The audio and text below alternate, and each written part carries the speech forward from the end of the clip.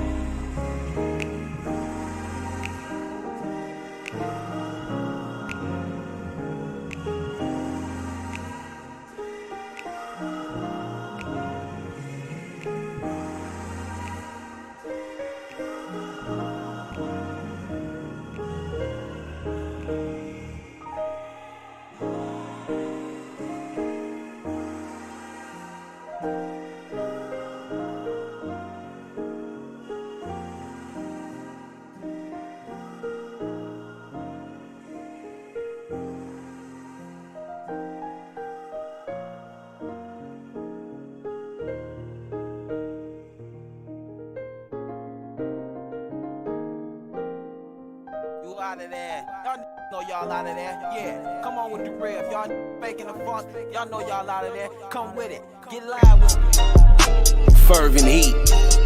This the part where we turn the heat up. 8,000 degrees. It's warfare music. Put on your armor. In times. When you got out of bed, did you pray this morning? We gotta repent, the kingdom is close, how bad do you want it?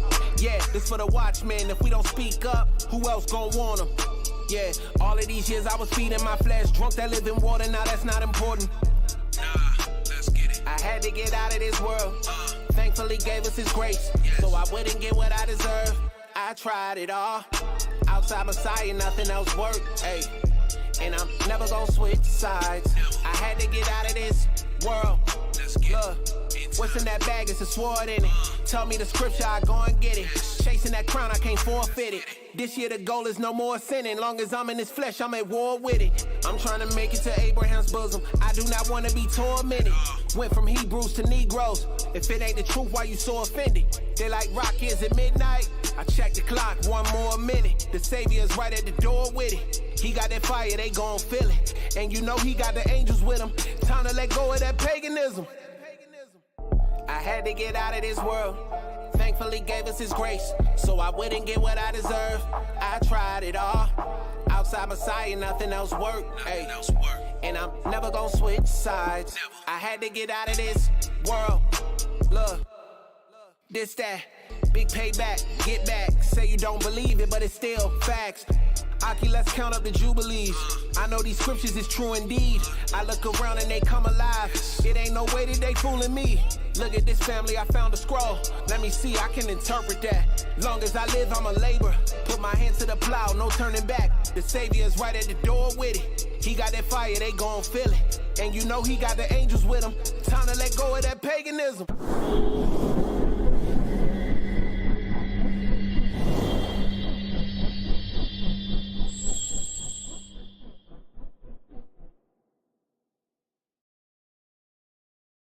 Shalom, shalom, brothers and sisters of the house, nation of Israel. Shalom. All praises to the Most High on Shabbat day, whole day.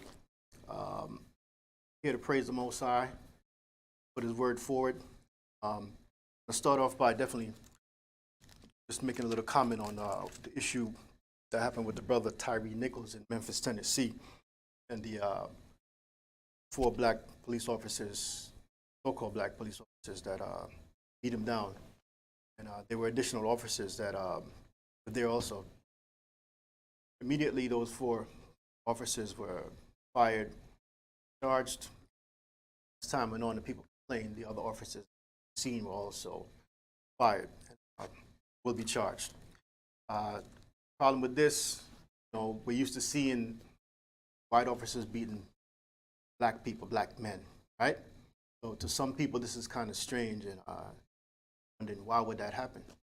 And it's all biblical, because when you go to Matthew 24 and 12, it tells you the time that we're in.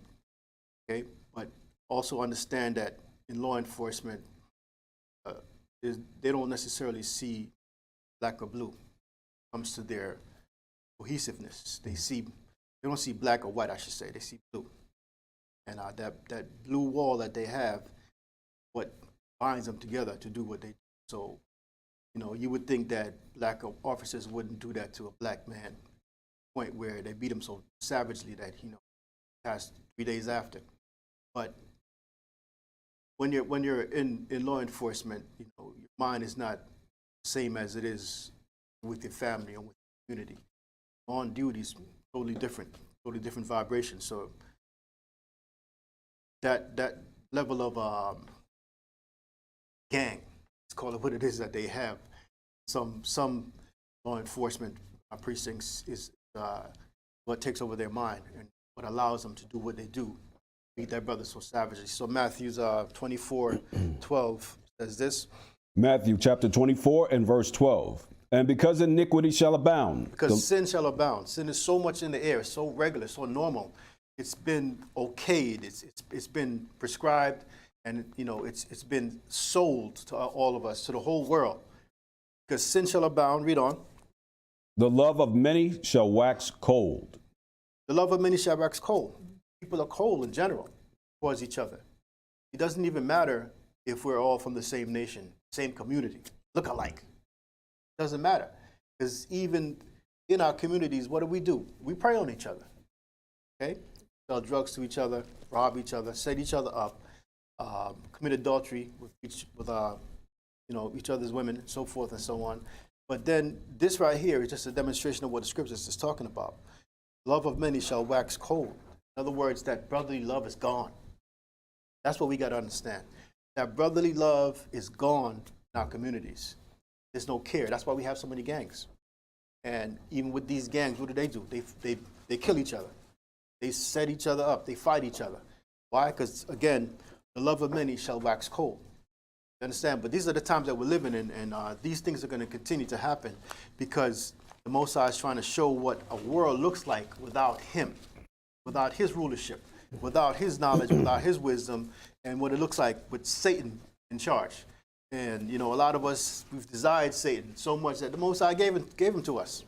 So when you go to Deuteronomy chapter 28, verse 54, we went through this the last lesson that we taught. It shows you that these curses upon our people also, and not even also, directly impact us and affect the way that we behave and carry ourselves. Deuteronomy chapter 28, verse 54 says this. Oh, Salaki.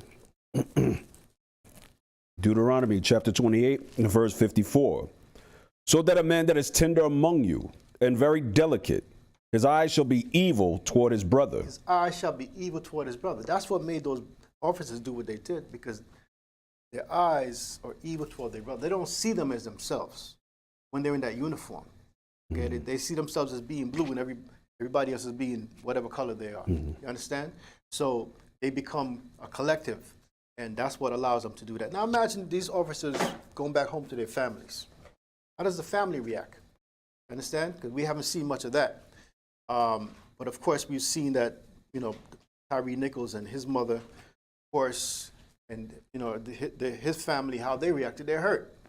Because it hurts even more now because it's members of your own community, your own race, your own people that did this. And what's the excuse? There is no excuse. There's no excuse. They said, initially they said it was a traffic stop that went bad, so forth. Then other rumors came out.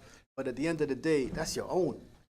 You're supposed to protect your own, knowing that others are preying on your own. Right. See, and that's the problem. But again, the scripture tells us that the love of man has waxed cold, so we don't even consider our own. Right. Okay, and that's the problem today within our communities. That's why we can never get together and police our own communities. We can never get together and do what's right. We have stupid things in our communities like don't snitch. It's only our communities that do that and practice those stupid things. Okay, so people are committing crimes in their neighborhood, robbing and murdering and raping in your neighborhood. You're supposed to look the other way because that's the code of the hood. Don't snitch. That's stupidity, and that stupidity was implanted in our communities by people other than ourselves. But we follow it. Right. That's right. You see, and that's why where we live looks the way it does, and what happens there happens there. Right. That's okay. Right. You go to other communities, you drive too fast through the community, they call the police on you. Mm-hmm. You ain't even got to get out the car. You see? But the problem is that, we're not together. We don't see each other as being family or being the same people. And it all goes back, coming on the shores of this country, and what we were taught, and a division that was sowed amongst us. We're still divided, on so many different lines. But at the end of the day, the issue is that we don't have the Most High as our power. We don't acknowledge him. We run to church on Sunday and we worship all kind of other gods and sing and dance and cry and all that. But then after service is over, it's on. You understand? Right. So as long as we're not in the Most High, doing what the Most High said to do, these things are going to continue to happen and get worse. Okay, so today's lesson is called, it's time to put on the whole armor of the Most High. And that's exactly what we need to do, because that simply means we have to become more spiritual. We have to become more spiritual in everything we do. Okay, there are many, many, many factors in, like I said, in what happens in our communities. And it's a lot to do with the unseen. It has a lot to do with music, the vibration that's put out there that causes hatred. And you have a lot of rappers out here that rap about, adultery and killing and all kind of wickedness. That's a vibration that's put out there. And, we're a rhythmic people, and, it gets into our soul. So let's go to Proverbs chapter 30, verse 5. Oh, Salaki. People don't understand how we are. We are a soulful, rhythmic people, and they found the key to get into us. You know, Kanye West spoke about it, you know, spoke about the 808, and he spoke about music and all of that. And people don't understand. That's not a game. It's true. You know, they found a way to get to us and how to activate our inner demons, so to say. Right? But this is what Proverbs 30:5 says. Proverbs chapter 30 and verse 5. Every word of Yahweh is pure. He is a shield unto them that put their trust in him. Every word of the Most High is pure. Every single word of the Most High is pure. There's nothing diluted about it. There's nothing in there to make you react in a way that's not the way he wants. It's righteous. It's pure. It's not tampered with. It's pure. But the problem is that we're not in the word of the Most High. We're into everything else. So then as a result, that vibration is on us. Every word of the Most High is pure, and he is a shield or a protector unto them that put their trust in him. So now that's what we need to do. You put your trust in the police, you put your trust in the government, you put your trust in your gangs and so forth. But you need to put your trust in the Most High. Right, That's where our trust needs to be, because if that's where our trust is, then he'd be what? A shield unto us, protection unto us. That's what we need to understand. Let's go to Psalms 144. You know, we trust everything else. We trust Esau and the Edomites. We trust the Gentiles. We trust everybody, but we don't trust each other, and we definitely don't trust the Most High. You know, we look at each other as being the enemy, when in reality, that's not the case. Okay, Psalms 144, verse 1. Psalms 144 and verse 1. Blessed be the Most High, my strength, which teaches my hands to war and my fingers to fight. Read. My goodness and my fortress, my high tower and my deliverer, my shield, and he whom I trust, who subdueth my people under me. Now, when you're reading these words, and these words are coming from Bible, word of the Most High, some people it sounds soft. Some people it sounds like just talk. Some people it sounds like just words. But in reality, the reason why this world, our communities, and our lives are in such a shamble and so dark is we're not taking heed to this. Understand? We don't take the Most High as our strength, and we don't look to the Most High to teach us all that we need to do. That spiritual fight, man, is so important. Okay, because so much more carnal things are being done amongst us. And when you have carnal behavior, you're going to get carnal results. What happened to that brother Tyree Nichols about carnality, way of the world, and what those officers thought would be acceptable. And remember, the way that they were behaving while they were beating him on camera, on their own body cam, shows that they weren't shy about it, which means that more than likely it's not their first time doing that. They say they're preying on their own community. And you have some law enforcement organizations, a clique within each community that does that. Not all of them, okay, but some do. And look, when I was growing up and I saw a police officer, I walked the other way. In a few incidents, a few times, when I had no choice but to deal with them, and they taught me lessons, man. They taught me not to deal with them. That's what they taught me. You understand? But at the same time, I had to learn to respect them, because they were the law. But we're living in a different time right now where you can't trust anybody. Okay? So again, the scripture says in verse 2, Psalm 144 and 2, my goodness and my fortress, my high tower, and my deliverer, my shield. That's who you trust in, the Most High. Okay? And he in whom I trust in the Most High, who subdueth my people under me. Read. Matter of fact, no, let's leave from there. We're going to go right into the lesson. Let's go to 1 Samuel's chapter 17, because we're dealing with the whole armor of the Most High. And when you're talking about the armor of the Most High, of course you're talking about spirituality. Okay? In our world, we see a lot of, carnal things, carnal weapons like guns and so forth, right? But dealing with the Most High on a spiritual level, you're above that. And kingdom that's coming is about being spiritual while in the body. So we're dealing with what we read before about David and Goliath. And this is about warfare, okay? And we're going to start at verse 22. 1 Samuel chapter 17 and verse 22. And David left his carriage in the hand of the keeper of the carriage and ran into the army and came and saluted his brethren. Now, David went to the battle because his father told him to. His father told him to bring food to the soldiers, the Israelite soldiers, right? Saul's army. And he told him to greet his brothers and see about their welfare. So that's why David was on the scene. Read on.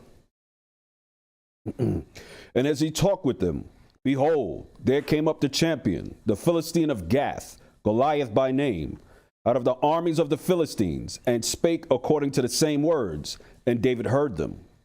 And all the men of Israel, when they saw the man, fled from him, and were sore afraid. Because they were afraid, like the scripture says. All the men of Israel, when they saw Goliath in his height, he was 9.5 feet tall. 9.5 feet tall, and they ran. Now, understand, the men back then, the men of Israel and the people back then, they were not as short as we are now. So David himself wasn't exactly a short guy. Okay, but again, David wasn't as tall as Saul, because when you read the scriptures, it said that Saul was so tall that he stood out amongst the people. But nonetheless, David was able to fit his armor. Okay, but nonetheless, none of them were as tall as Goliath. Goliath was 9.5 feet tall. Read on. And the men of Israel said, have you seen this man that has come up? That's fear. And the minute you have fear within your midst, within your army, you're defeated. Read. Surely to defy Israel he is come up.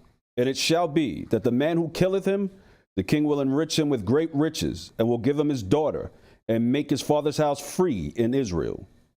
And David spake to the men that stood by him, saying, what shall be done to the man that killeth this Philistine, and taketh away the reproach from Israel? For who is this uncircumcised Philistine that he should defy the armies of the living power? And the people answered him after this manner, saying, so shall it be done to the man that killeth him. So it was like a war cry that David was creating. He was asking a question, but he was asking it in a rhetorical way. The people would respond by saying, of course, he shall be given the king's daughter, and so forth and so on. Read on. And Eliab, his eldest brother, heard when he spake unto the men. And Eliab's anger was kindled against David. And he said, why camest thou down hither? And with whom hast thou left those few sheep in the wilderness? I need to pay attention to this, because what this is doing, this is spiritual warfare right here, believe it or not. But this is the men of Israel are scared. Now, David's oldest brother doing what? Trying to put fear into him. You know, what are you doing here? Read on. I know thy pride and the naughtiness of thine heart, for thou art come down that thou mightest see the battle. And David said, what have I now done? Is there not a cause? And he turned from him toward another and spake after the same manner. And the people answered him again after the former manner. And when the words were heard which David spake, they rehearsed them before Saul, and he sent for him. And David said to Saul, let no man's heart fail because of him. Thy servant will go and fight with this Philistine. So that's the spirit that David had on him. Okay? David said to Saul, let no man's heart fail because of him, because of Goliath. Don't worry about how tall he is, right? Thy servant will go and fight with this Philistine. David had that spirit of war on him, even from the time he was young. And he's going to show you why. Read on. Verse 33. And Saul said to David, thou art not able to go against this Philistine to fight with him, for thou art but a youth, and he a man of war from his youth. And David said unto Saul, thy servant kept his father's sheep, and there came a lion and a bear, and took a lamb out of the flock. And I went out after him, and smote him, and delivered it out of his mouth. And when he had rose against me, I caught him by his beard, and smote him, and slew him. Now think about it. He's doing as a youth, fighting lions and bears, right?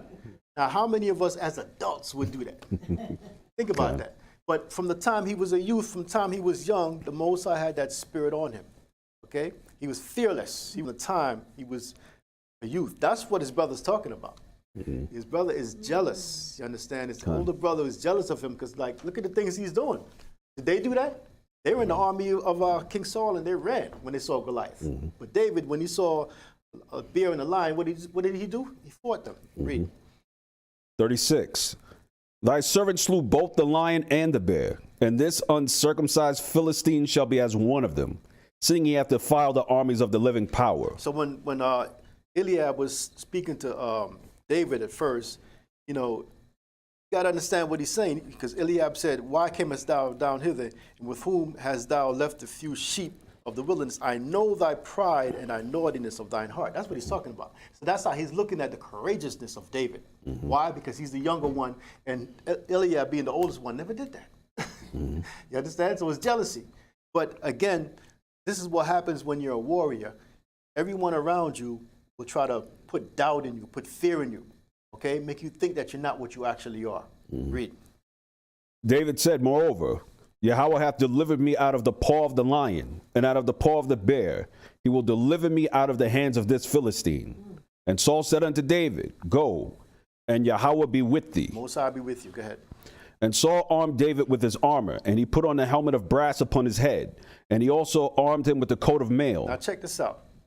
David fought a lion and a bear without all this armor. You got to think about what's going on here. So now Saul is, what does armor do? It protects you, right? But he fought a lion and a bear without protection. With just his hands of war that the Most High gave him. So he was already prepared to fight without armor. But nonetheless, Saul put his armor on him. Okay? And he put the helmet of brass upon his head and a coat of mail, which is heavy by itself. You understand? But David didn't need that to fight the lion and the bear. Read on. 39. And David girded his sword upon his armor, and he essayed to go, for he had not proved it. So now he had helmet of brass upon his head, and he had a coat of arms and a sword. These are all things that we use when we go to war to protect ourselves for defensive maneuvers and offensive maneuvers. Okay? But David's going to say what? Read on. And David said unto Saul, I cannot go with these, for I have not proved them. What did he prove? Just his own hands. You understand? Not this heavy coat of armor, but he proved his hands in the past when he fought with the lion and the bear. Read on. And David put them off him. And he took his staff in his hand, and chose him 5 smooth stones out of the brook, and put them in a shepherd's bag which he had, even in a scrip. And his sling was in his hand, and he drew near to the Philistine. And the Philistine came on and drew near unto David, and the man that bare the shield went before him. And when the Philistine looked about and saw David, he disdained him, for he was but a youth, and ruddy, and of fair countenance. He was young looking, because he was young. Read. Remember, David was the youngest of his 8 brothers. Okay, read on. 43. And the Philistine said unto David, am I a dog that thou comest with me with staves? And the Philistine cursed David by his gods. And the Philistine said to David, come to me, and I will give thy flesh unto the fowls of the air and the beasts of the field. Now this is a battle of good and bad, righteous and wicked. Because remember, now Goliath is all about his God. He's cursing, David in the name of his God, right? And he's just as brave, and even appearing to be braver because of his size. And his size was what? All about intimidation. Okay, he intimidated an whole army. The whole army of Israel was intimidated. They ran, including Saul. Okay, they all ran. They were all intimidated. But David had the spirit of a warrior on him. Read on. 45. Then said David to the Philistine, thou comest to me with a sword, and with a spear, and with a shield. Now these are all what? Again, what we use to protect ourselves. Okay? These are all armor. This is armor. As big as Goliath was, it says what? Read that again. Then David said to the Philistine, thou comest to me with a sword, and with a spear. So Goliath had a sword, he had a spear, read on. And with a shield. And a shield. But remember, David just threw these things off him. Saul put it on David, and David threw all those things off. Right? The only thing he had on him was a sword on the side and a slingshot, and 5 smooth stones. Okay, read on. But I come to thee in the name of the power of hosts. Meaning what? That's his shield. Read that again. But I come to thee in the name of the power of hosts. That's his armor. You understand? Which is spiritual. Read on. The power of the armies of Israel, whom thou hast defied. Thou hast defied. Read on. This day will Yahweh deliver thee into mine hand. What kind of mind do you have to talk like that? You have to have a mind that's free of fear, free of doubt. Right. So all that his brother said to him, You know, all that he saw with the armies of Israel running, all of that didn't do nothing to his mind. He had a mind that was free of doubt, free of fear. Read on. And I will smite thee, and take thine head from thee. And I will give the carcasses of the host of the Philistines this day unto the fowls of the air, and to the wild beasts of the earth, that all the earth may know that there is one power in Israel. Wow, that's amazing, right? It's amazing. So it's just as Goliath was championing his gods and talking about his gods, what was David doing? The same thing. But saying, today you're dead, man. Today you're going to die. Read. And all this assembly shall know that the power saveth not with the sword and spear. And that's the whole message. Read that again, my brother. And all this assembly shall know that Yahweh saveth not with sword and spear. Because the whole army of Israel that had shields and swords, and they ran. Right. You understand? But Goliath standing there 9.5 feet tall with same thing. Okay, towering over everybody and cursing them in the name of his God. Also had a shield and spear and so forth. But the Most High said, read that again, my brother. And all this assembly shall know that Yahweh saveth not with sword and spear. And that's what we need to learn. The Most High saveth not with sword and spear. It's a spiritual battle. Okay? Spiritual battle. Read on. For the battle is Yahweh's. Always the Most High's. Matter. The battle's always the Most High's. Read on. And he will give you into our hands. Exactly. Read. And it came to pass when the Philistine arose and came and drew nigh to meet David, that David hasted. Now he didn't hesitate. He hasted. He ran to the battle. Remember, the whole army ran from the battle. Here is David hastened to the battle by himself. No shield, no armor, nothing. Read. And ran toward the army to meet the Philistine. And David put his hand in his bag and took thence a stone and slang it, and it smote the Philistine in his forehead, that the stone sunk into his forehead and fell upon his face to the earth. So David prevailed over the Philistine with a sling and with a stone, and smote the Philistine and slew him. But there was no sword in the hand of David. Very important. Read that last precept again. But there was no sword in the hand of David. Because the Most High was a sword. Understand that. Most High was a sword. Most High gave him his confidence, gave him his fearlessness, gave him the spirit of being brave. Understand? He didn't hesitate. He ran towards the battle because he understood that from fighting the lion, from fighting the bear, and prevailing, that the Most High was with him. You understand? So we now have to understand the previous battles that we've had in our lives. We should come to the understanding by now that the Most High is our sword, that the Most High is our protector. You understand? But if we don't understand that, we're not going to have that spirit of David. We're going to be defeated in life over and over again, because this is what? A spiritual battle. Spiritual battle we're fighting. And that's why a lot of times we find ourselves so defeated, because we don't understand the conditions of the battle. We don't understand or even try to perceive what's going on, what brought the battle to you. Why are you in this condition that you are in life? Why are we as a nation in this condition where we're still being preyed upon, even by our own now? Think about that. Why? Because the Most High has brought this battle to us. We've done wrong, we've sinned and so forth, and the Most High is what? Punishing us. And until the day that we recognize that he is our sword and our shield, we'll never get it. My brother? And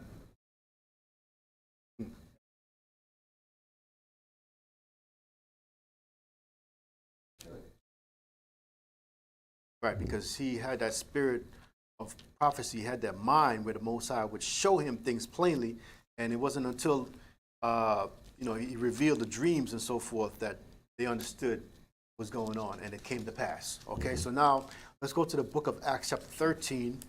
Acts 13, we're going to start at verse 22. We got to come to the realization, and we got to come to the understanding that the Most High is our protector. Okay, no matter what. And when we understand that, then we'd be better off. Acts 13:22. Acts chapter 13 and verse 22. And when he had removed him. When he had removed Saul. Remember, Saul was our first king. And Saul was a very tall man physically, and he appeared to be a warrior.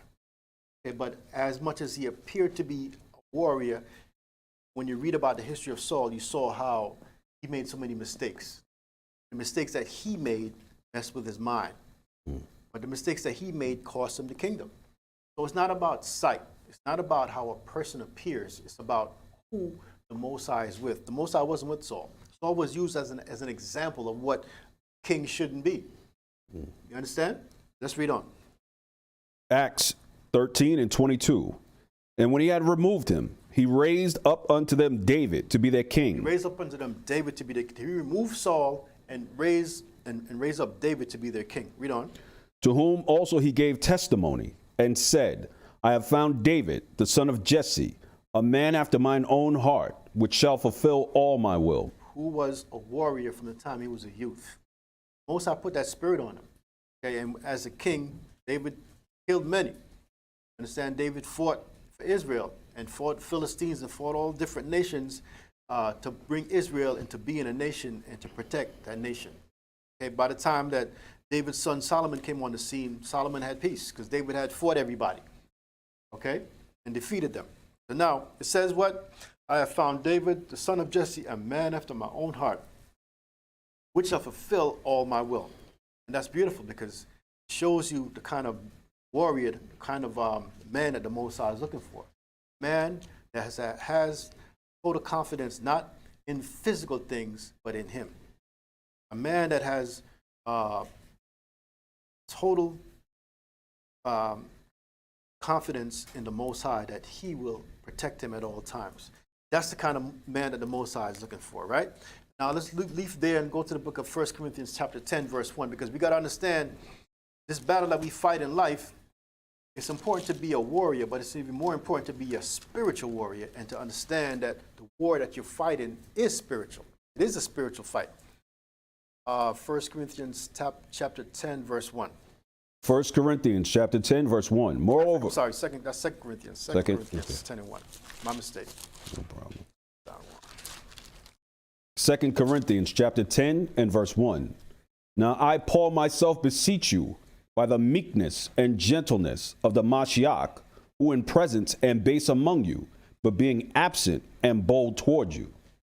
But I beseech you that I may not be bold when I am present with that confidence wherewith I think to be bold against some. Now think about it. David was like that. David was very bold, very confident. You understand? Read on. Which think of us as if we walked according to the flesh. For though we walk in the flesh, we do not war after the flesh. And that's the lesson that we have to get. Even though we walk in the flesh, our physical bodies, we do not war after the flesh. So the wars of this world, the physical wars, that's not what it's about. It's about that spiritual warrior fighting that spiritual war. But David's brother said to him, you know, trying to ask him, what are you doing here? You're naughty. You just came out to watch the war. All of those things didn't penetrate David's psyche. You understand? David, seeing the army of Israel run from Goliath, didn't penetrate his psyche because he understood that it's a spiritual war. The Most High built him up like that. A lot of us weren't raised like David, so now we have to come up to the level that we become spiritual warriors. Read. Verse 4. For the weapons of our warfare are not carnal. They're not carnal. They're not fleshly. They're not outward. Read on. But mighty through Yahweh to the pulling down of strongholds. For the weapons of our warfare are not carnal. We're in a carnal world. We're in a physical carnal body. But we have to become spiritual warriors. Read. Casting down imaginations. All that's against you. All that's speaking against you. Even your own mind. Okay? Casting it down. Read on.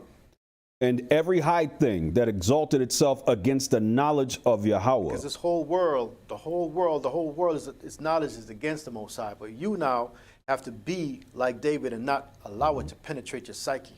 Not allow it to penetrate your mind and your members. Read on. And bringing into captivity every thought to the obedience of the Mashiach. Every thought to the obedience of Christ. Forget about what people say about you. How they talk about you. How they laugh behind your back. Because believe it or not, that's all spiritual warfare. Okay? See, because in spiritual warfare, you're going to have carnal actors. You know what? Family members, friends, people on the job, people around you, your association, old and new friends. They're all going to be, what? Fighting against you. And the thing that you got to understand that this war, this spiritual war, is not set on a physical battlefield where you can see it. It's everywhere you go. Right, You right, are right. the target. Right. The target is on your back. That's right. Understand? So once you understand that, then you'll be able to fight off those fiery darts coming at you. If not, you're going to be caught out there like, why they treat me like that? What's going on? And when that happens to you, then you're partially defeated. Partially, why? Because you're not in the game. You're not in the war. you know, you're here and you're there and you're getting caught by surprise, caught off guard. Everything and everyone around you is a part of the spiritual warfare. Okay? But like I said, you're going to have carnal actors. They're all going to be coming against you verbally, physically, spiritually, and so forth. Read on. Verse 6. And having in a readiness to revenge all disobedience. Meaning what? You got to be on guard. You got to be ready. And having in a readiness in revenge, read on. All disobedience when your obedience is fulfilled. When your obedience is fulfilled. So if you be like David and totally devoted to the Most High, your obedience is fulfilled. Then you're ready. But if you're out there just wandering, meandering, then you're going to be caught off guard. It's going to ask a very, very important question. And this is something that we need to think about. Read on. Do you look on things after the outward appearance? Do you look on things after the outward appearance? Think about what happened with Saul and the army of Israel. When they saw David, what happened? They ran.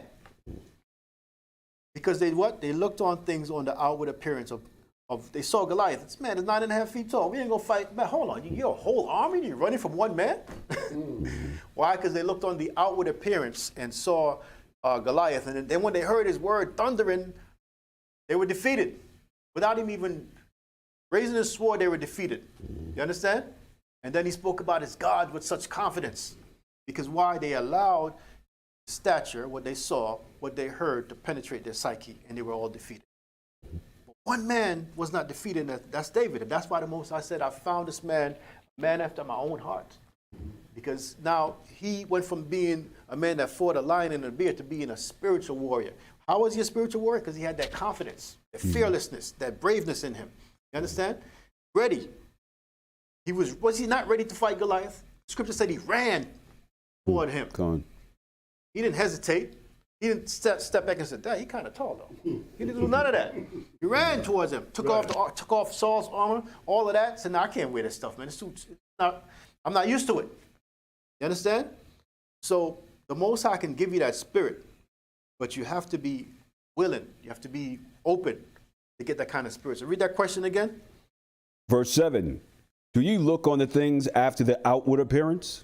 If any man trust himself that he is a Mashiach, let him of himself think this again, that as he is the Mashiach, even so are we Mashiach. We are all the army of the Mashiachs. Understand? And when you're dealing with the Mashiach, when you're dealing with Yahushua, when you're dealing with Christ, you're dealing with a man that knew that death was coming and didn't run from it. Okay? Knew that he was about to be put to death and sacrificed, but he understood it was a process of the Most High and that he had to go through it. So what we're going through in life, we have to go through it, and we have to be like David. We have to be like Yahushua. We have to be like Christ and ready and willing to the death. To the death. Okay, when you do that, what happens? Then you prove yourself to the Most High, and you prove yourself to yourself. Okay, now we're going to move from here. We're going to come back here later, but we're going to move from here and go to the book of 1 Peter chapter 5, verse 8. You have to have a certain mindset.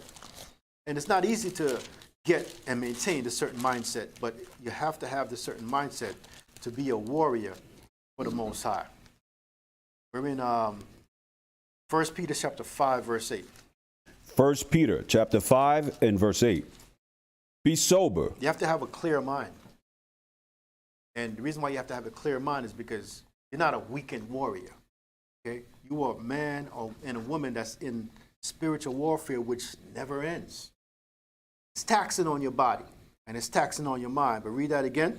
Be sober. Be clear-minded. Don't be all congested and caught up with all kind of foolishness that's out here in the world. That's not a warrior. Read. Be vigilant. Be vigilant. Ready. Read. Because your adversary, the devil, as a roaring lion. Yeah, he's not taking the time off. Okay, the devil. He's not chilling somewhere like, I'm going to give him a break today. No, it doesn't work like that. It doesn't work like that. Read. Walketh about, seeking whom he may devour. When you're tired, when you're down, he's still walking around seeing who he can devour, how he can get you this time. I got him the last time with lust. Before that, it was the love of money. Let me see what I could do this time. How could I get him this time? How could I get her this time? Read on. Whom resist steadfast in the faith. You have to resist them steadfast in the faith. See, this kind of talk that we talk right now to some people is foolishness because they're more of a carnal mind. That's why they always lose. Right. You understand? But the more you think carnally, the more you lose because this is a spiritual battle. it involves your body, but this is a spiritual battle. Read that again. Whom resist steadfast in the faith, steadfast in the faith, knowing that the same afflictions are accomplished in your brethren that are in the world. Meaning what? Our brothers in the world is fighting the same fight, in and out of the truth, in and out of the truth, not knowing what the hell is going on, just fighting with their eyes closed, and it's fighting a spiritual battle with a carnal mind, fighting a spiritual battle with their carnal bodies. Meaning what? They're losers. They're losing. You understand? That's what's going on. We're not understanding. We're not coming to the realization of what's going on. We're lost. That's the problem. And let's leave here and go to the book of 2 Corinthians chapter 11, verse 14. See, we're looking for the enemy, but we get shocked because sometimes we don't expect the enemy to be your mother. You don't expect the enemy to be your best friend. You don't expect the enemy to be your mother and your father, your husband, your brother that you grew up with. You don't expect that. But then they come with some craziness and throw you off guard. They throw you off guard. Meaning what? Say the devil is walking around seeing how he may devour you, and he's not going to come in person and say, hey, I'm the devil. I'm going to try you one more time. No. You're going to jump into somebody, put thoughts into their mind, and then they're going to come at you. That's spiritual warfare, but the problem is this. He's coming at you spiritually. You're reacting carnally. You're crying. You're getting upset. You're getting lost. Yeah, why? You understand? You can't fight a spiritual battle by carnal means, even though you have carnal actors in the process. Everybody understand? Okay? So that's the truth of it all. But now I want you to read the 2 Corinthians chapter 11, verse 14. 2 Corinthians chapter 11, verse 14. And no marvel, for Satan himself is transformed into an angel of light. He didn't come looking like he does, his own self. He came looking like an angel of light, somebody good, somebody you trust, right? Coming looking all acceptable, like a brand new gift. You want that. Let me open that gift, right? And when you open that gift, nothing but wickedness, trouble. But you don't know it in the beginning. So read that again. And no marvel. Don't even think too hard. Don't think that's impossible, but read on. For Satan himself is transformed into an angel of light. Why did he transform into an angel of light? Because he wants you to like him? No, because he wants to deceive you. He wants to deceive you. And each time he does that, what happens? He gains your trust. Because he doesn't come looking harmful. He doesn't come looking like he's a deceiver or a trickster. He doesn't come like he wants to get you. He comes looking like someone that you can trust. Who is that? That's your mother. That's your father. That's your husband. That's your wife. That's your brothers. Okay? Those are the people on the job that you trust. That's what it's talking about. But the problem is that you don't expect that. You don't expect that. So each time Satan does it, he gets you. And he's fighting a spiritual war, and you're reacting carnally. Right? Read the next verse. Therefore, it is no great thing if his ministers also be transformed as the ministers of righteousness. Right. They appear to be righteous. They appear to be righteous, right? Matter of fact, let's go up a few verses. Let's go to, matter of fact, read verse 13. Verse 13. For such are false apostles, deceitful workers, transforming themselves into the apostles of the Mashiach. Exactly. They look like the apostles of the Mashiach, but they're not. That's what we have in our churches. That's what we have in our community leaders. That's what we have in our government, right? People they appear to be righteous or for us or speaking for, the Mashiach, Christ. Or for the most, they're good Christians, they call themselves, right? Got a cross and all that, brother and sister and all of that little, so-called meek talk, right? But that's how they get you. That's how they get you. And when you put yourself in their presence in the church or wherever, you make yourself open to their deception. Okay? Make yourself wide open, and you're already wounded. You're already wounded. And you go to them open for answers, and what do? They mislead you. That's the problem. But the problem is that we're making ourselves victimizing our own selves, allowing ourselves to be victimized. Okay, that's what the scriptures is talking about. You cannot do that if you want to be a spiritual warrior. A lot of us, unfortunately, we're warriors just in garments. We're warriors just in words. We're not spiritual warriors because we're constantly being wounded in the battlefield of life. My brother.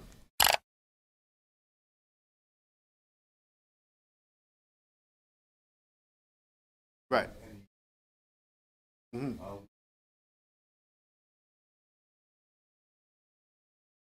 Yeah, because you're not able to see, you're not allowing yourself to see what the Most High has put in place. Okay, so that's the most important thing, looking through spiritual eyes, see what's going on before you react. Before you react, you know, we've been taught to not think before we speak, not think before we act, just go. And then say, well, that's just me. No, that's stupid. You understand? That's the difference between being a child and a man, or a child and an adult. Get to a point in life where you have to become more wise to what you do. If you don't, you're going to suffer all your life. And that's the story of our communities and our people. Go to Ephesians chapter 6, verse 11. Ephesians chapter 6 and 11. You know, we're victimized over and over again. You know, and every time it happens, we're caught by surprise. You know, Tyree Nichols is not the first black man to be beat by police. Definitely not. You know, but every time it happens, it's an outrage, it's an outcry, and nothing is done. A little bit of marching here and there, the family gets paid, right? And then move on to the next. Ephesians chapter 6, verse 11. Ephesians chapter 6, verse 11. Put on the whole armor of Yahweh. And that's the title of this lesson. Put on the whole armor of the Most High. But you can't put on something that you don't know. When David saw the armor of Saul, he said, I'm not used to this. That's basically what he said. It might be on me, but it doesn't fit. I can't fight with this on me. It's a distraction, and you know, it's not going to help me move. Okay, he was used to fighting with his bare hands. Okay, he fought a lion and a bear with his bare hands. So putting on the whole armor of the Most High means that your whole mindset has to change. Now you're becoming a spiritual warrior. Read on. That ye may be able to stand against the wiles of the devil. And in putting on the whole armor of the Most High, you start to acknowledge who your enemy is. You see people in front of you that's against you, that's giving you a hard time, but you got to look past their physical bodies and personalities and to know that it's the devil that's moving them, that's motivating them. Understand? It's the devil that's putting thoughts into their minds and words coming out of their mouth. When you do that, then you become a spiritual warrior. Then you put on the whole armor of the Most High. Outside of that, you're just a defeated man and woman. We're a defeated nation because we keep going through the same things over and over again. Every year, there's a couple of black men that's beaten by police, right? Every year, there's thousands upon thousands of our children that are missing every day, never to be seen again. We're powerless to do anything against it. Powerless. Okay? And that's something that we have to come to realize, that there are forces out here that are not necessarily physical. They're against us. It comes from carnal bodies, but it's not necessarily physical. That's against us. So we just read Ephesians chapter 6:11 that says, put on the whole armor of the Most High, that ye may be able to fight, basically, against wiles of the devil, the attacks of the devil. We're going to come back here, but I want us to leave here for now, go to the book of James chapter 4, verse 7. James 4 and 7. Just going through the same motions, man, over and over again, it's like pointless. When do we come to realize, you know, that this whole system is against us? When do we come to realize that we're set up? When? Instead of realizing that, what do? We just march. No justice, no peace. How many times have we heard that? And then we look at ourselves and say, why did that happen to us? Even that question could be answered by the Bible. Why are these things happening to us as a people, as individuals? Let's go to the book of James chapter 4, verse 7. James chapter 4 and verse 7. Submit yourselves therefore unto Yahweh. You want answers, we want changes. That's what we have to do. Submit ourselves therefore to the Most High. This is a part of our spiritual warfare. This is a part of putting on the whole armor of the Most High. Submitting ourselves to the Most High. And we're so divided that it seems impossible. We're divided in religion, politics, we're divided socially. So in coming together as a body, it seems almost impossible, but the scripture says to do what? Submit yourselves therefore to the Most High. Read on. Resist the devil, and he will flee from you. But what is the devil? What are the tactics of the devil? What does the devil look like? Okay, it was the devil that beat Tyree Nichols, but you might look at them and say, well, they're four brothers, right? Four brothers, right? Four police officers look like us, but that's the devil. What do they have in them? The spirit of the devil. Understand? Resist the devil and he will flee from you. In other words, don't put yourself in predicaments that's going to cause this devil to win over you. Have a spiritual mind. Be a spiritual warrior. Put on the whole armor of the Most High, not just a part of it. Because I'm going to show you something. When we go to the armor of the Most High, it's going to show you that we have pieces that we wear. Some just wear the helmet. Some just have the sword. Some just have the breastplate. But we don't walk with the whole armor. That's why we're constantly being defeated. Let's leave from there and go to the book of, let's go to Hebrews chapter 11, verse 32. Hebrews 11, verse 32. This is a battle, and we keep losing the battle because we keep thinking when we go to sleep, it's over. When we wake up, it's over. It's the same battle. Different day, same battle. Matter of fact, while you were sleeping, the battle was being fought. You ain't even know. Okay? Battle still goes on. Might be different characters, but it's the same battle. Hebrews chapter 11, verse 32. Hebrews 11 and 32. And what shall I more say? For the time would fail me to tell of Gideon, and of Barak, and of Samson, and of Jephthah, of David also, and Samuel, and of the prophets, who through faith subdued kingdoms. And that's very important. All of these warriors that we hold so dear, Barak and Samson and Gideon, Jephthah, of course David and Samuel. It says what? Who through faith subdued kingdoms. Yes, they fought with the physical hand, but what did David said? He's going to defeat Goliath by his power. You understand? By his power. Threw off the physical armor and all that, and he went to war with the Most High as his shield and his buckler. So it says, who through faith subdued kingdoms. Read on. Wrought righteousness, obtained promises, stopped the mouths of lions. Amazing, right? Read on. Quenched the violence of fire, escaped the edge of the sword, out of weakness were made strong, waxed valiant in fight, turned to flight the armies of the aliens. Amazing. Through faith they did all this. What drove David? What was his catalyst? What made him so invincible? His faith in the Most High. The Most High proved to him that he was with him. And the Most High has been trying to prove to us that he's with us all along, but we ignore it. Each time that he delivers us, saves us, and gets us out of jams, he's showing us, look, I'm with you. That's what he's showing us, but we don't listen. We just go to the next battle like we're starting all over. Let's leave here and go to the book of, let's go back to Ephesians chapter 6, verse 10. Ephesians chapter 6, verse 10. Yeah, slide. We are a spiritual people, but the problem is that we don't behave, we don't accept that spirituality. Yeah. When you speak about spirituality, you're talking about the Most High. Okay, when you speak about spirituality, it's not just about church on Sunday. That's not spirituality. You're talking about the Most High all day long. Ephesians chapter 6, verse 10. Ephesians chapter 6, verse 10. Finally, my brethren, be strong in Yahweh and in the power of his might. That's how David was. That's how we have to be. We have to be strong in the Most High. We have to be strong in the power of his might. That's what drove David. You understand? He was so confident in the Most High. But what happens when we get into a jam? We turn to everything else but the Most High. Then in the end, we throw the hands up and say, oh, Lord, help me, please. Why? You done did everything else. You called on everybody else, right? Now you go to the Most High. But the Most High says what? Finally, my brethren, be strong in the Most High, in the outer one, and in the power of his might. He has to be up here all the time. Most High has to be up here all the time. First thing that you turn to. The first thing that you should do when something happens is pray. You ain't got to get down on your knees. Hey, you ain't even got to face the east. Just pray. Then when you get a chance, you get down on your knees and face the east. You understand? But in your mind, spiritual warfare, it starts here, up in your mind. Okay? That's the kind of warrior that the Most High wants. That'll rush towards the battle. Not faint, not give up. Okay? Not seek another source, but the Most High wants a warrior that has him in mind all the time, ready for the battle. Read on. Put on the whole armor of Yahweh. Put on the whole armor of the Most High, not just part of it. See, people running around talking about, oh, I got faith. That's a part of it.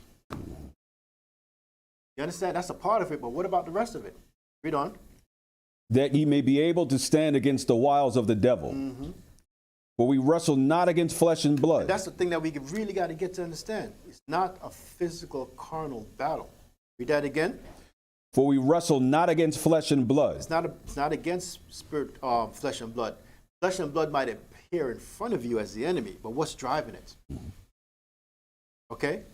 What's driving it? Goliath appeared in front of the army of Israel as flesh and blood, and they ran because they got scared, because they got carnal. What was driving Goliath? The belief in his God, right? His size. He knew that he could intimidate them, so he won.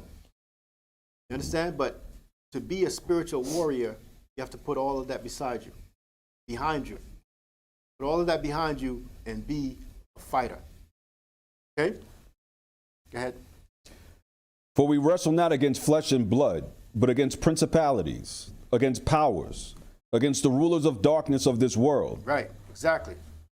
So put on the whole armor of the Most High, that ye may be able to stand against the wiles of the devil. For we wrestle not against flesh and blood, but against principalities. Amazing, right? Against principalities. Read.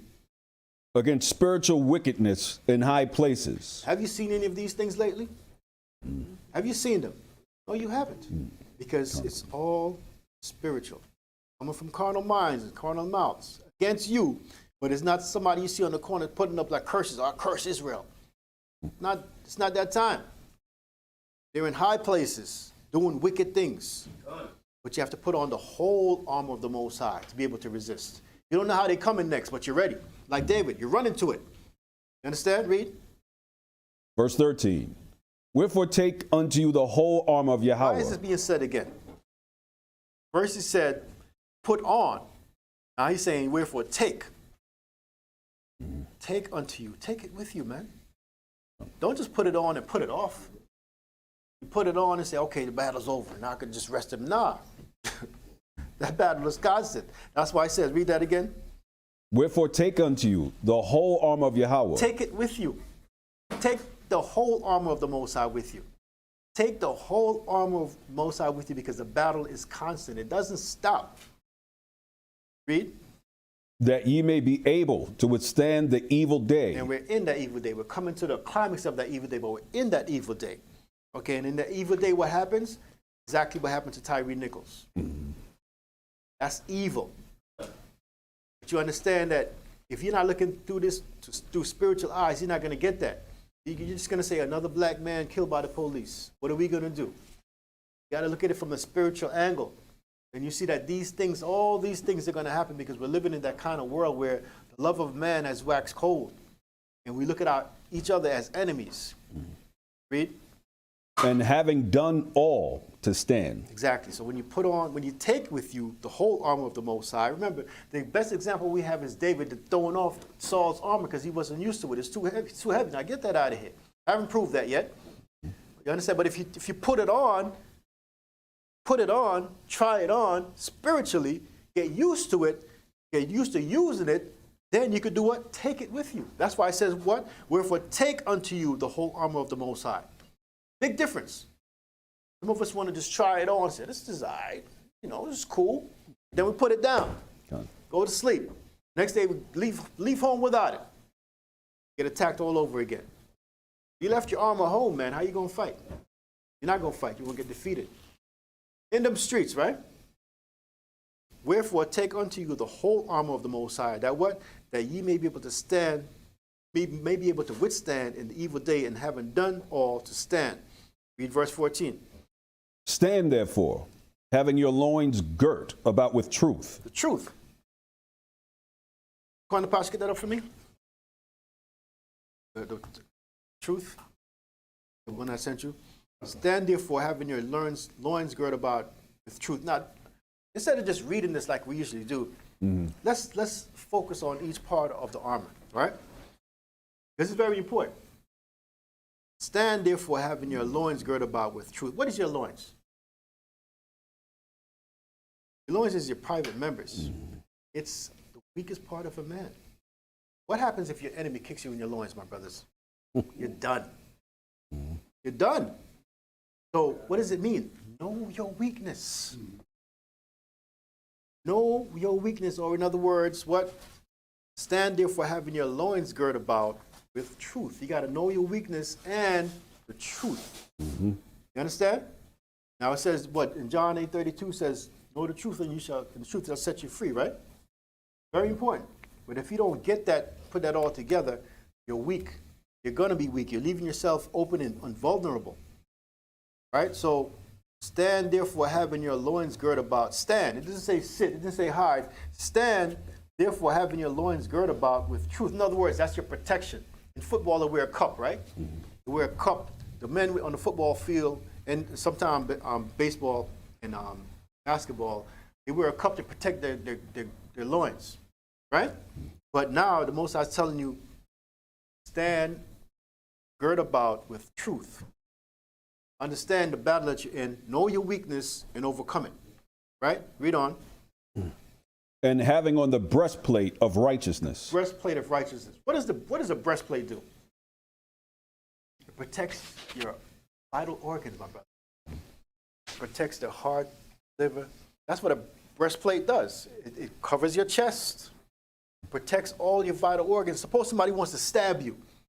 What does it do? It stops you from being stabbed. It's not going to go to your heart or your vital organs. Suppose somebody wants to shoot you. What does that breastplate do? It stops that bullet. But now talking spiritual tongue, what does that mean? Nothing can penetrate you.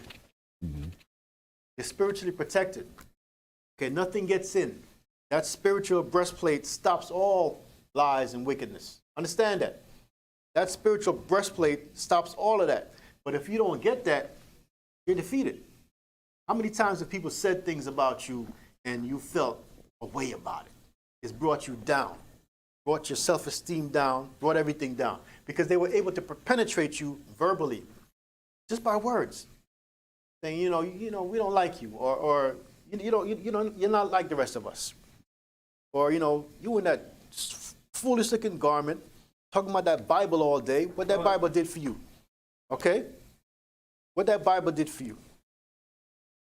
Talking about God all day long, right? Out in them streets, yelling and screaming, your throat's dry, ain't got no water, right? What's it doing for you? In other words, you've left yourself open. You don't have on that spiritual breastplate, so they're hitting all the organs. They're hitting the heart first. Now the heart feels down. Hitting the liver. Now you can't do nothing with yourself, right? You can't purify yourself. Hitting the kidneys on the side, man. So what does that mean?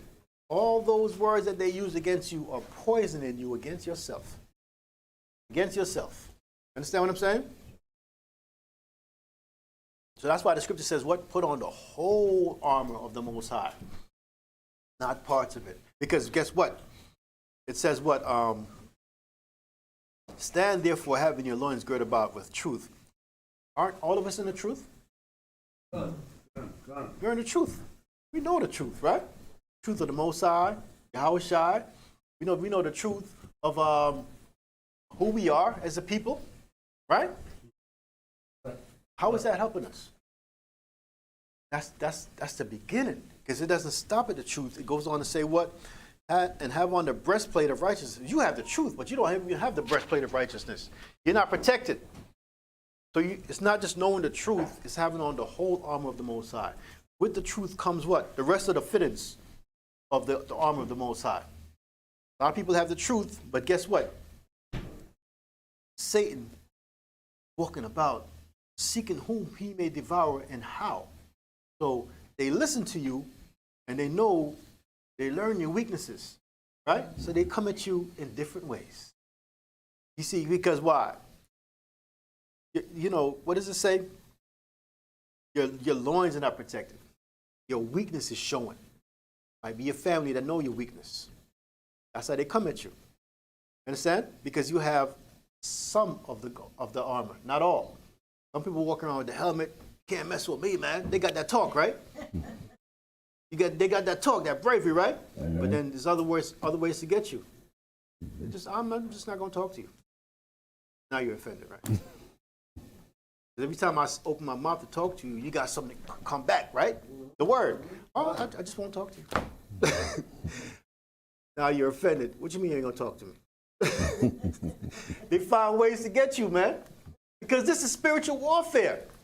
And the problem is that you're supposed to be a spiritual warrior, but you don't understand that you have carnal people coming at you. And that's how they get you. Okay, but that's why the scripture says what? Put on the whole armor of the Most High. Read on. Verse 15. And your feet shod with the preparation of the gospel of peace. And your feet shod with the preparation of the gospel of peace. Beautiful. Because that's how you have to come. That's how you have to walk. You understand? Remember how Goliath walked? Very intimidating, right? Who are you trying to teach? Can you teach your people if you intimidate them? Let's go to the book of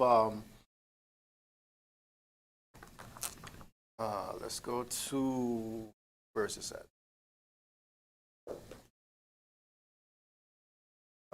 Isaiah 52:7. Isaiah 52:7. This is serious.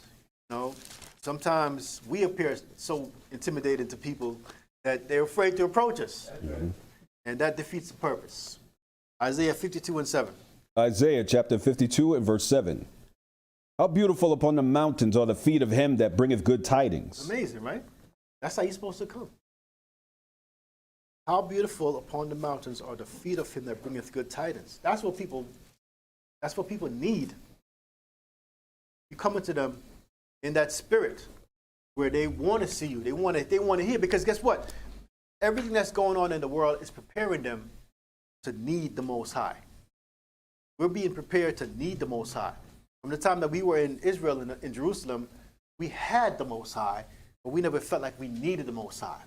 When we came out of Egypt, we had the Most High, and the Most High was proving himself to us. Amazing, right? The Most High, from the time we were in Egypt, with all the different plagues that he put on Egypt and killing the firstborn of the Egyptians and all that, he was proving himself to us. Look, I'm that power. I can do this.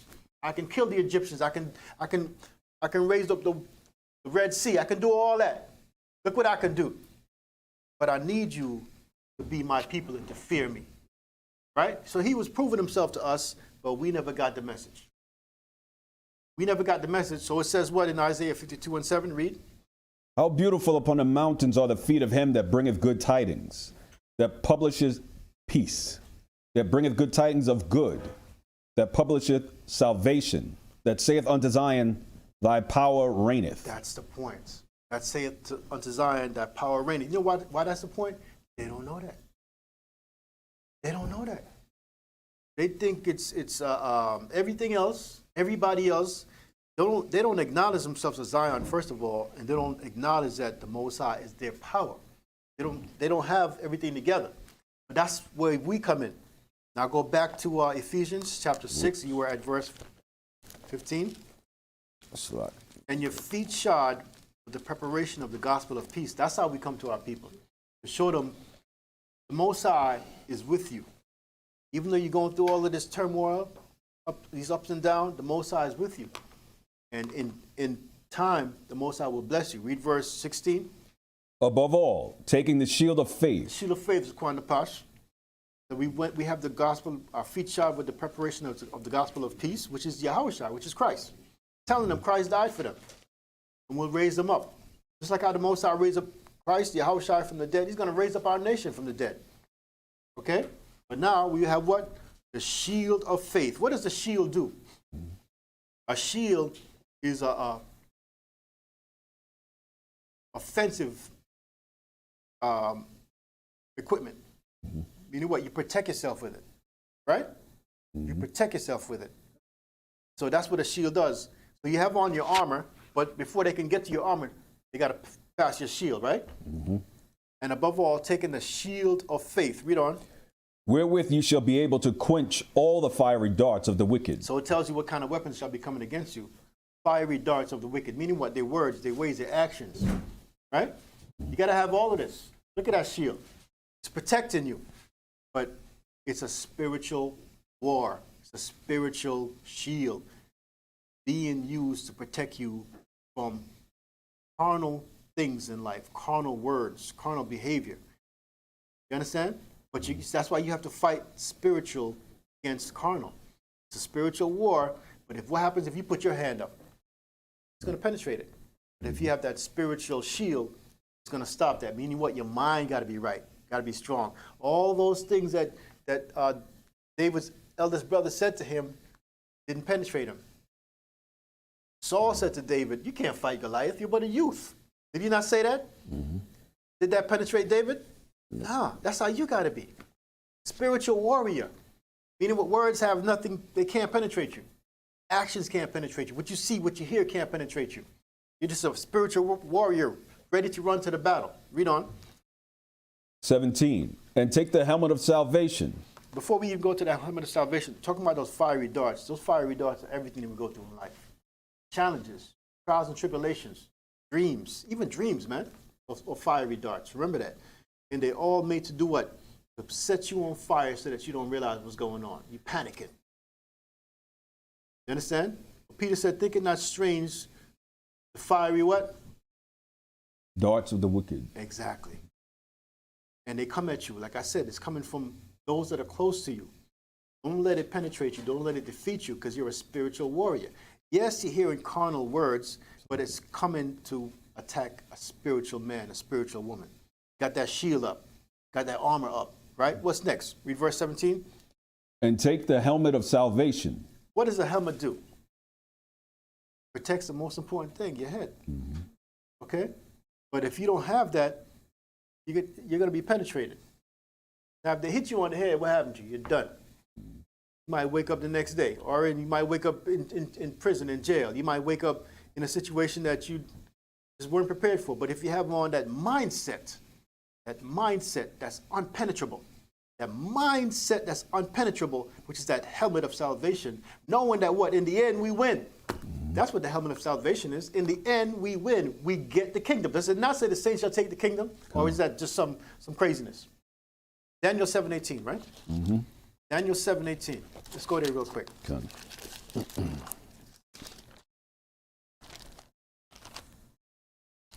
Read that. Daniel chapter 7 and verse 18. But the saints of the Most High shall take the kingdom and possess the kingdom forever, even forever and ever. That's your helmet of salvation, my brothers and sisters. That's your helmet of salvation. Knowing this and believing this. But if you don't know this or believe this, you're defeated. They don't hit you in the head. You're on the ground. You don't even know what's going on. Your helmet of salvation is of no use to you.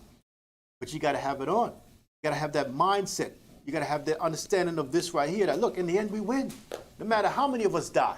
Mm-hmm. Now, no matter how many of us are thrown in jail and prison and so forth and so on, in the end, we win. We win. Those that die now shall come back if they're in Christ. You understand?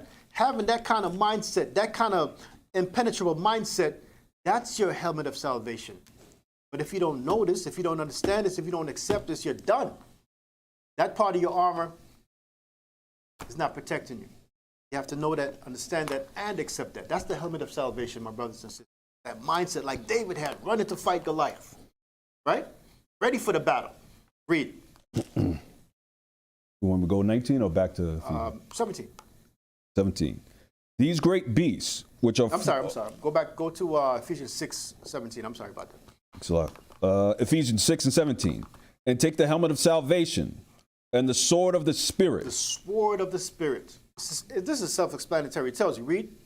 Which is the word of Yahweh. You have to have the sword of the Spirit. Which is what? The word of the Most High. Mm-hmm. Is the Most High's word soft? Is the Most High's word easily defeated? Hebrews 4:12, is it? No, it's not. But now, you got to put yourself in that position where you... See, it's not physical, and that's the whole point. We're so used to being carnal that we miss the whole message. Mm-hmm. This is all spiritual. You're a spiritual warrior being girded with spiritual armor. The whole armor of the Most High. Hebrews 4:12. Hebrews chapter 4 and verse 12. For the word of Yahweh is quick and powerful. And that's how you We have to learn how to be quick and powerful, but with what? The word of the Most High. Not with our anger, not with our reflexes, just our physical reflexes, knee-jerk reflexes, right? Not that knee-jerk reflex where you just, boom, somebody says something, you want to come back. That's not what it's about. Especially when you're teaching people or trying to be an example to people. So read that again. For the word of Yahweh is quick and powerful and sharper than any two-edged sword, piercing even to the dividing asunder of soul and spirit. You know what? It's a two-edged sword. It's going to hit the enemy, but it's also going to hit you. Into your private thoughts, into what you try to deny. Okay? All that's going to be hit, and you got to deal with it. You got to hit the enemy with the word, but it's also going to hit you at the same time. It's a two-edged sword. Two-edged sword. You're swinging, but it's swinging back at you. And that's how you become a more powerful warrior. Okay, so meaning what? You're judging yourself. Okay, read on. And of the joints and marrow. Places you don't want to go. Thoughts you don't want to have. Okay? Things you don't want to think about. That's what that sword hits. Read on. And is a discerner of the thoughts and intents of the heart. These things that you keep private, you don't want anybody to know. Your secrets. It hits that. That's what that sword hits and cuts. Because the sword cuts, right? Done. So it's going to cut through all of that. Yes, it's going to cut the person you're trying to cut with the word, but it's also going to cut you. But the cutting of you makes you a more spiritual warrior. Because now you're dealing with the devils. You're dealing with the thoughts and the things that you don't want to think about. You're bringing them up front and you're fighting. You become a more spiritual warrior. Scripture says you can't heal somebody if you don't heal yourself. You understand? I was going to say, being as double-edged, you'll think twice about swinging it. There you go. There you go. But see, this is not to make you bleed out. This is not to defeat you. This is not to make you, just wounded on the battlefield. This is to make you a more better warrior, spiritual warrior. Understand? This is to make you, to put you in the fight. Now, verse 13. Hebrews? No. Yes, Hebrews 4:13. Neither is there any creature that is not manifest in his sight, but all things are naked and open unto the eyes of him with whom we have to do. Right. That makes us more spiritual, knowing that, okay, everything we do, the Most High is watching. There's nothing, we're naked before him. We can't hide anything. Okay? We can't hide anything. Can't put on fig leaves like Adam and Eve, which is figurative, and think, okay, I'm going to hide behind this tree right here. Or I'm going to hide behind these brothers. I'm going to blend in. It doesn't work like that. The Most High has a beam that's focused on each and every one of us. But that should be something that helps us to not sin and to be more spiritual warriors. Let's go back to Ephesians. This battle is the most important battle that we can fight because it's a constant battle. It's a battle that, like I said, it doesn't even end when you sleep. Ephesians, just read verse 17. Ephesians chapter 6 and verse 18. Praying always with all prayer and so it says the sword of the Spirit, and that's a beautiful picture right there, showing you a physical sword, and that the Bible is actually that word of the Spirit. That's the sword that you need. That's the sword that you should always have with you. Yes, the book in your hand, but also try to get as much up here as possible. Okay, try to get as much up here as possible, because there's going to come a time when you can't walk with this. There is a time. There might be a time now where you're going to be only able to quote. Okay, so that sword right there, always have it with you. Always. Now, my brothers Aquan Pash, we're going to move to verse 18, talking about what? Read. Praying always with all prayer and supplication in the Spirit. Praying always with all prayer and supplication in the Spirit. See, that's a big part of it, because that's what a warrior does. He doesn't go to war on his own merits. Oh, my strength and my knowledge, my experience, that'll make me win this battle. Nah, that's not the way it works. Praying always with all prayer and supplication in the what? In the Spirit. In the Spirit. Why is it important to be in the Spirit? Why is it important to be in the Spirit? John 4:24. Why is it important to be in the Spirit? Because if you're not in the Spirit, you're in the flesh, right? Done. But John 4:24 says this. John chapter 4 and verse 24. Yahweh is a spirit. That's why you have to be in the spirit. That's why you have to be in the spirit. Read that again. Yahweh is a spirit, and they that worship him must worship him in spirit and in truth. Spirit and truth. If you're not in the spirit, you're in the flesh. You're carnal. Just ready to just go off, right? Talking about that's just me. Well, get over that. Become a spiritual warrior of the Most High. Growth. You can't keep doing like they do in the world. Talk about, oh, that's just me. You know, that's just how I do and all that. That's foolishness. Okay? We need growth. We have to become spiritual warriors. No, go back to Ephesians. So, prayer, my brothers and sisters, it has to be constant. Yes, outward, vocally, verbal, and all that, but always in the mind. Always in the mind. And that's a nice image right there. Okay? Verse 19. And for me, that utterance may be given unto me, that I may open my mouth boldly, to make known the mystery of the gospel. That's being a warrior. You understand? That's being a warrior. That's running to the fight like David did. Read on. For which I am an ambassador in bonds, that therein I may speak boldly, as I ought to speak. As you ought to speak. Not speaking foolishness, not just speaking out of emotion, but it says what? For which I am an ambassador in bonds. In bonds. That therein the bonds, I may speak boldly as I ought to speak. Very important. Very important. Okay? We'll read verse 21. But that ye also may know my affairs, and how I do. Tychicus, a beloved brother and faithful minister in the H.O.D.C, shall make known to you all things, whom I have sent unto you for the same purpose, that ye might know our affairs. Right. Read. And that he might comfort your hearts. And that's what it's all about. You know what I'm saying? We're all warriors, we're spiritual warriors. We have to learn how to comfort each other. We have to learn how to help each other. We have to learn how to share with each other our battles and empower each other. That's very important. Let's go to Psalms chapter 91, verse 4. Psalms 91 and 4. 91. Psalms chapter 91 and verse 4.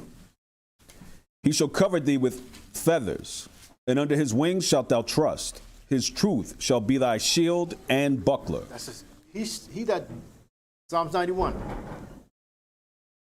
91 and verse 4. I'm sorry, 91 and 1. I'm sorry. 91 and 1.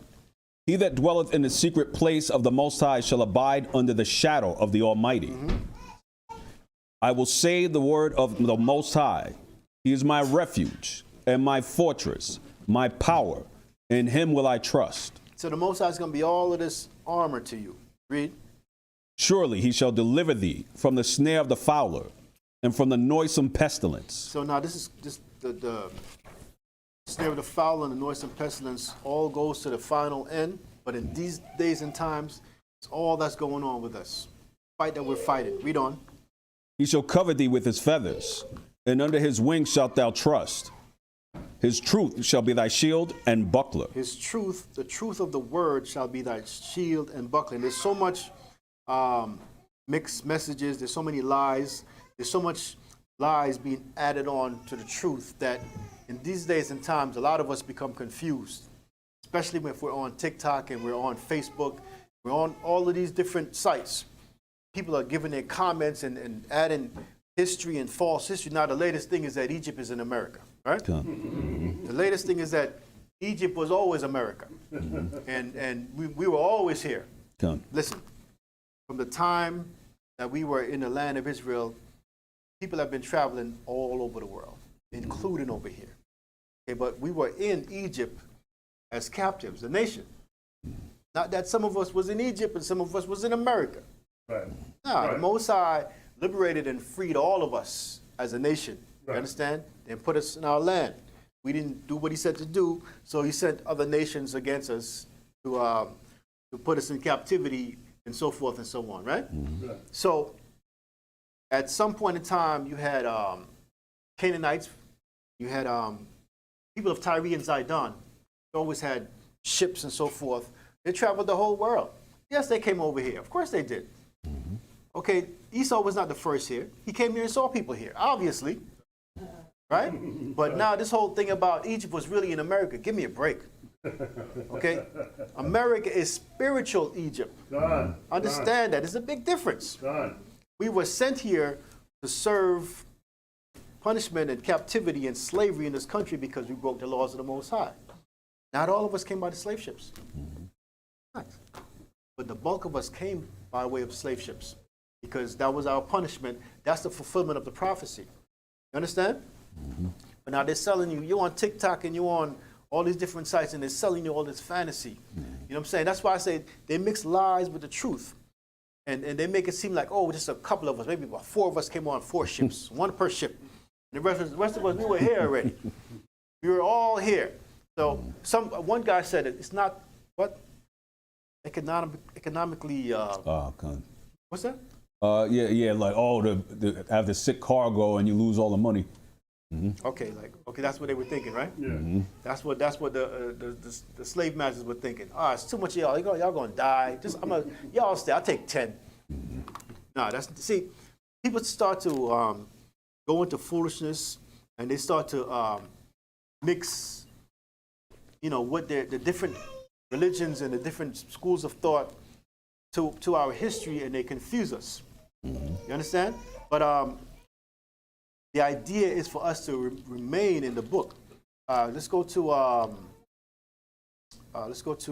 give me Matthew 6:33. Matthew 6:33 real quick. Because this is all about spiritual warfare. People don't understand that when you see your own people on the screen talking about what they think they know, it messes with your psyche. You understand? It messes with what you know to be true.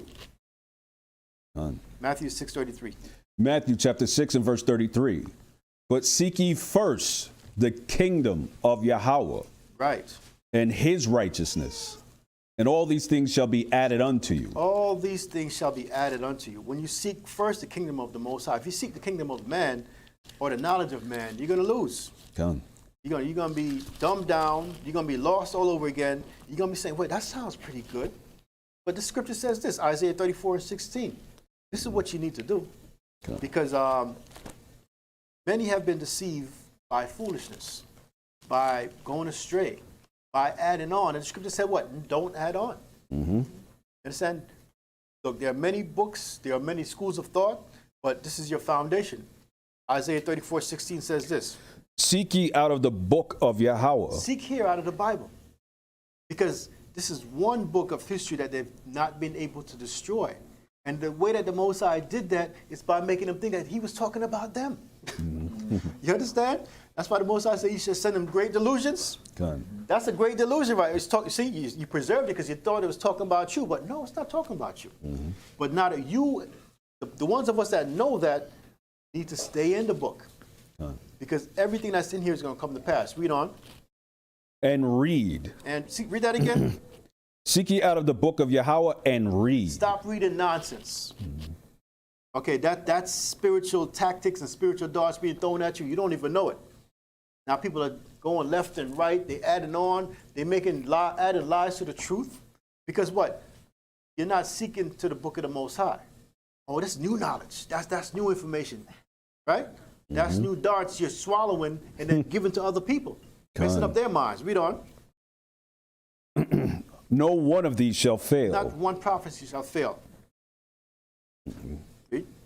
None shall want her mate. You got to add another book to this. The Book of the Dead. Let's read that. Okay? Let's read this and let's read that. Come on, man. The Bible is the word. Not to say that there are other books from the Bible. Yes. But even with that, you got to be careful because there's a lot of bones. Read on. For my mouth it hath commanded, and his spirit it hath gathered them. My mouth it has commanded, and his spirit, the Most High Spirit, gathered these words, these books. You understand? So people say, oh, the book has been tampered with and so forth, and you can't trust it and all of that. Don't worry about that. Don't worry about that. The Most High has put together what you need to survive in these last days.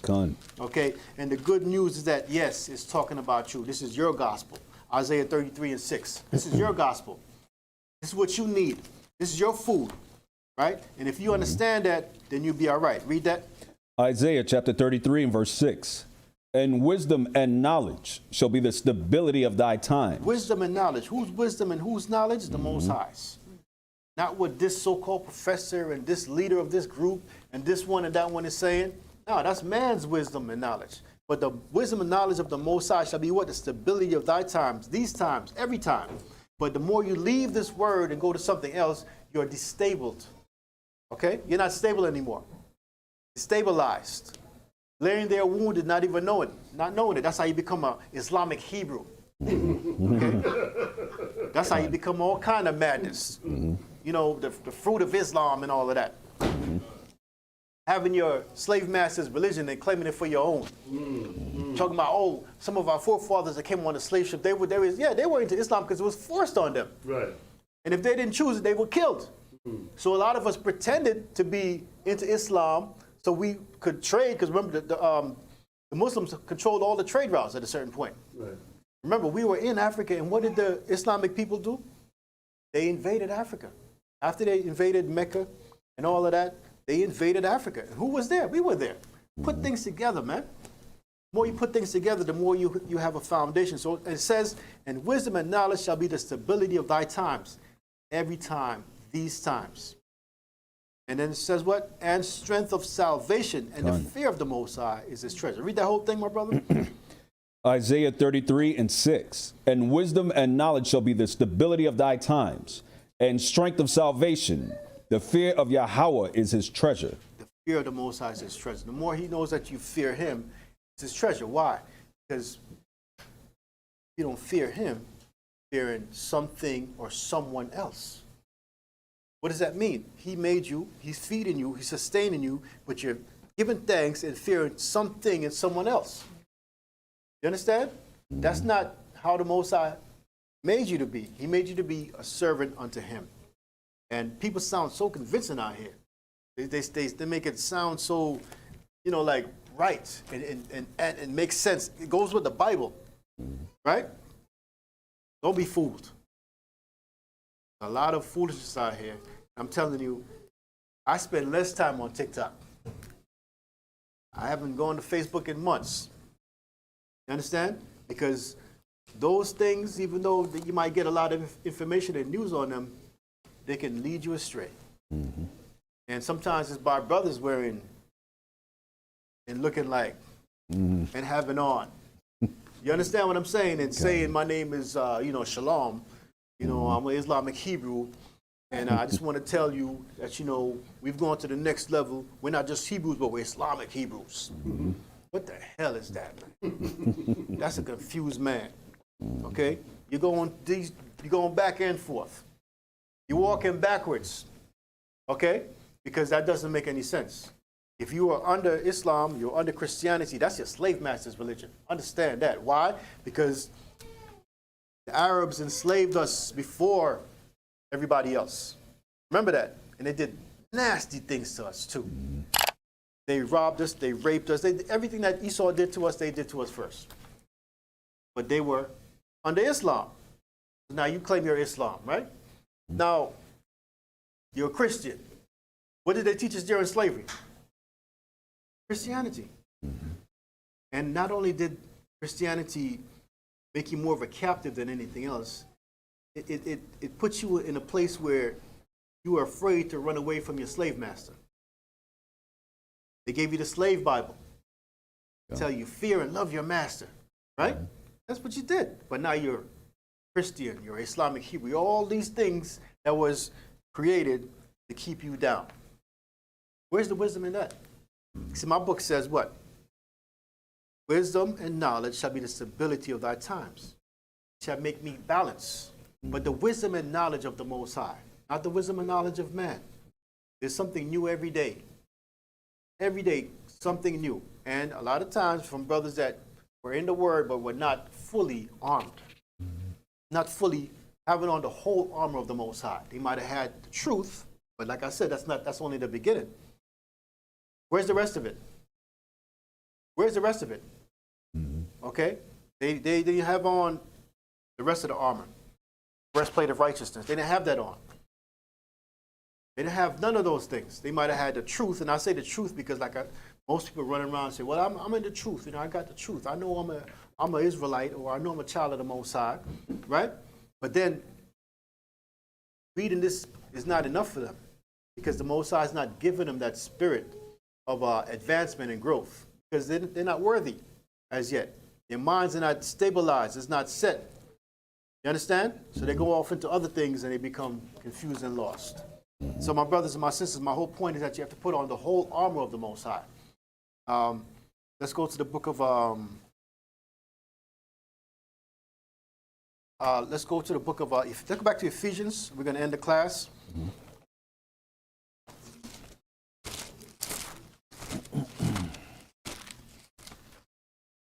Ephesians 6 and...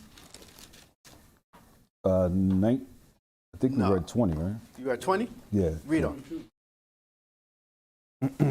Read 20 again? No, matter of fact, I want you to read 23.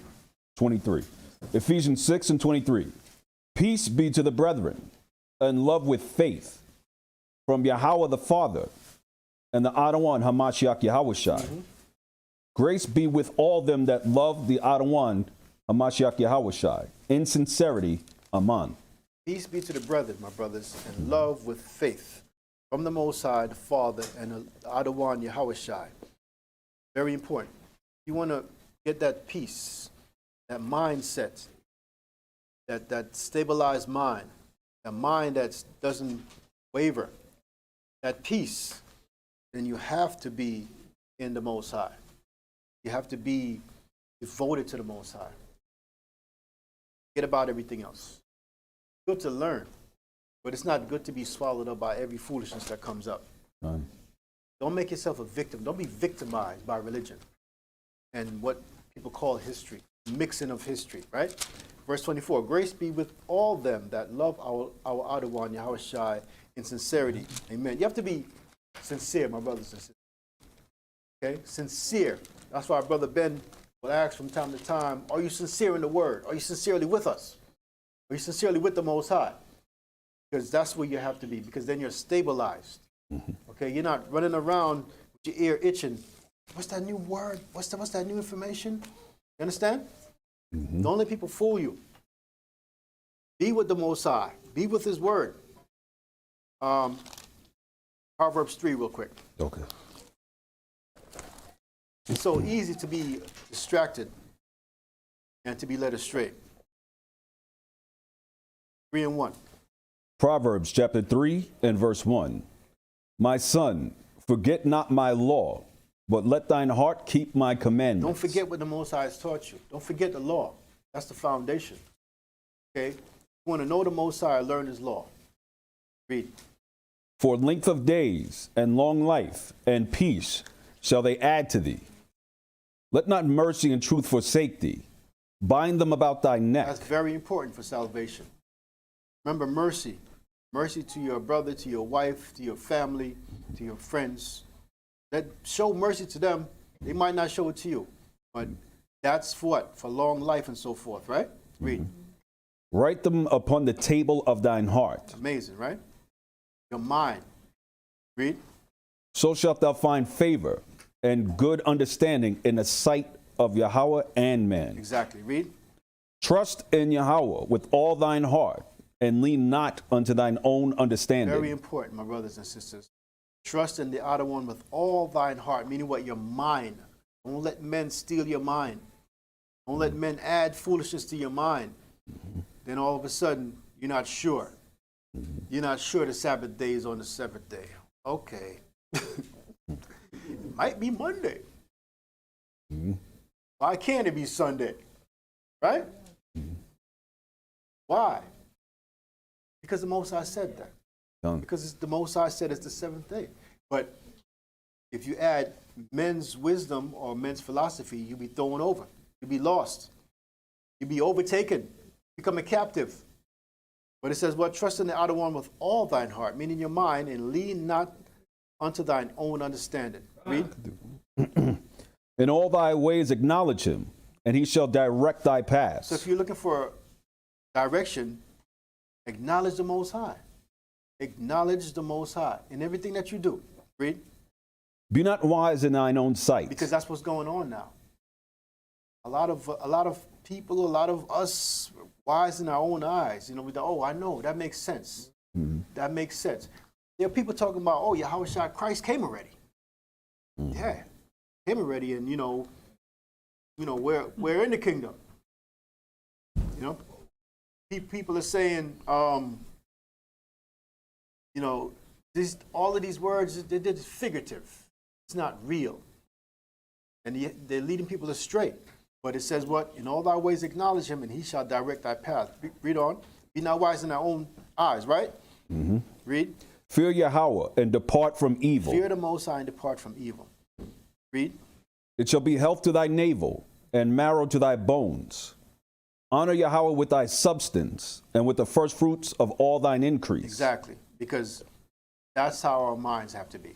Okay, so I'm going to end the class by reading verse 5 again, which says, read that again, my brother.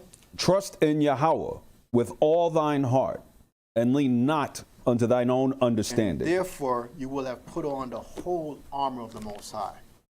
Okay, you will have put on the whole armor of the Most High. You'll be rightly outfitted, and you'll be ready for the battle. Outside of that, you're just not ready. Okay, so it says you will have what? The whole armor of the Most High. You'll have your loins will be girded with truth. You'll have the breastplate of righteousness. Your feet will be shod with the preparation of the gospel of peace. You will have the shield of faith. You know, wherewith you shall be able to quench the fiery darts of the wicked. And you will have the helmet of salvation, my brothers and sisters, and the sword of the Spirit, which is the word of the Most High. And also it says what? You will constantly be in prayer and supplication in the Spirit. That's the whole armor of the Most High. Piece by piece, not just one piece. Can't go to war with just a helmet, because then your whole body's exposed. But you can't go to war with just the breastplate, then your head is exposed, right? Right. It doesn't make sense. So like I said, most of us have the truth, but it says here, stand therefore having your loins girded about with truth, but it doesn't stop there. It goes on to say, and having on the breastplate of righteousness, so forth and so on, and so forth and so on, which is the whole armor of the Most High. Don't just say you got the truth and that's it. Because so many of us have the truth, but then people come with words and with fancy this and fancy that. Eloquent speakers, orators, right? And they get us. Family come and say, you know, such and such and so forth and so on. Egypt was really here, you know, in America. We never came on the slave ships. Imagine that. 2023, people are saying we never came on a slave. Black people, man. What's wrong with you? Are you that sick? Right. Come on. Right. But that's the whole point. You have the truth, but then you have itching ears. Right. And that's what gets you in trouble. That's right. So put on the whole armor of the Most High. Go ahead, my brother. I was going to add to all that stuff people are hearing. If you pay attention, they never mention Yahweh or Yahushua. That's right. Right. That's right. Think about that. Right. Think about that. I'm going to read two last verses. I'm going to read on the whole armor. Second verse 11. I'm sorry, Salaki, what chapter? What book? We're still in Ephesians. Oh, in Ephesians, okay. Let me get it first. Put on the whole armor. And it says, right, okay, we're going to read verses 11 and 13. 11 and 13? Ephesians 6 and 11. Put on the whole armor of Yahweh, that you may be able to stand against the wiles of the devil. So it says, put on the entire armor, the whole armor. Everything, right? But then in verse 13, it says what? Wherefore take unto you the whole armor of Yahweh. Take it with you. Don't just put it on and put it back off. Take it with you. Right. So read 13. Wherefore take unto you the whole armor of Yahweh, that ye may be able to withstand in the evil day, and having done all to stand. Shalom. Shalom. That was excellent. All praises.